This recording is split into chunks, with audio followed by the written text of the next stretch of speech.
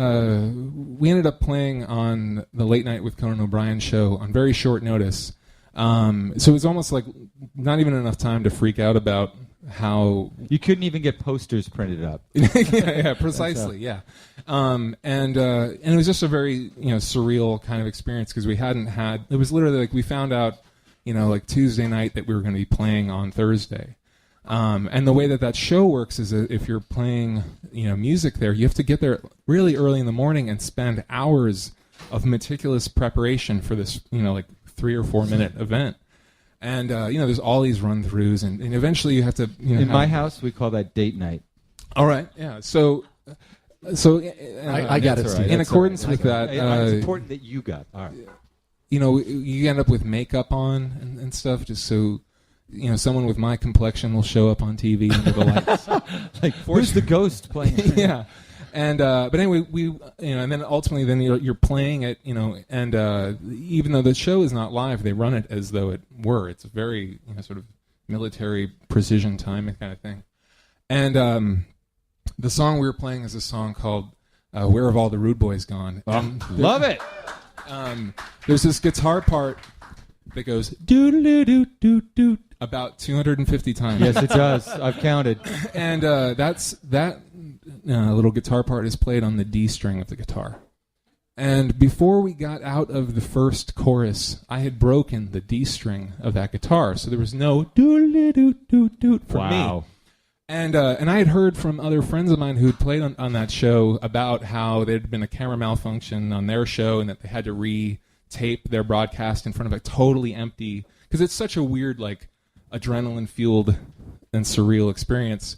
And, it's such a small studio, too, where I'm like, Max Weinberg is, like, right there looking at me, and I'm thinking about how he thinks I suck. And then... even though you're not on the drums. Yeah, even though I'm not... He's like, he knows that I'm the worst drummer in the world, even though I'm nowhere near it. And so then the D string pops off the guitar, and then I didn't really have enough time to do any math in my head to figure out something else to play, so I just kind of had to not play whenever... the subsequent 220 times that they went do. Is there a possibility of a complete redo?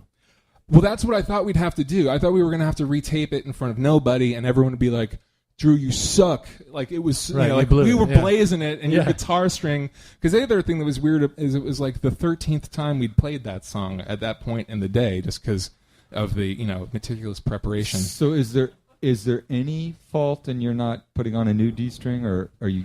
No. There was no time for me to. I don't mean to pile on, switch. but couldn't you put on a new fucking D string? If I was like, that it's the key string in that song. Yeah, if I had been like in Cheap Trick and had that 5-necked guitar, I would have been all set.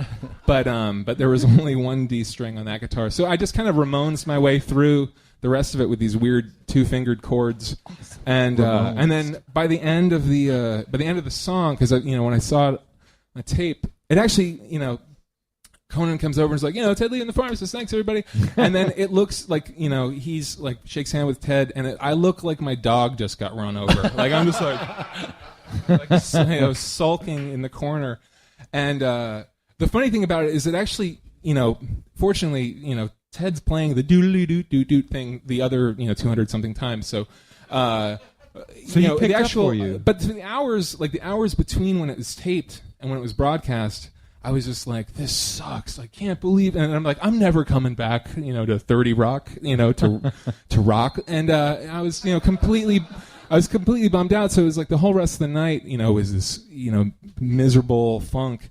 Although that was actually kind of helpful in talking to Max Weinberg, because I had no energy left, and I was just I find that helps. Yeah, I was like, if you were like completely dispirited, and then you're like, hey man, I just got to talk to you about those Springsteen. Does he come up with Coco? Like, hey. No, it was like, well, actually, the funny thing is that right after they went to break, when I'm looking like my dog got run over. Conan turns to me, and I've never talked. We didn't meet beforehand the show or anything like that. He was like, "What string did you break?" And I was like, "Oh," he was like, "Did you break a string?" Because he plays guitar. Yeah, because he's a guitarist. Yeah. And I was like, "Yeah." And he was like, "What string did you break?" I was like, "I broke the D string." He was like, "Nobody breaks the D string." I was like, "I know. The whole song is on the D string." It was like, enough. I know that my mom has called everyone she's ever met to say that her son is on TV tonight. And for most of the song, you're just dancing like that dude from the Boss Stones, just if that guy was like the saddest guy in the world. Yeah, basically I'm just wearing a Telecaster for the remaining 3 minutes of the song. I think that guy might be he broke the fucking D string. Yeah, but no, it was helpful because it was like, hey, Max, I was like low energy, was able to talk and feel normal, but then actually seeing it was fine. It actually, there's this kind of crazy noise solo section of the song that sounded awesome, and I was the loudest thing in it, and I was like, hey, look, the other 5 strings of the guitar sound fine. Yeah. And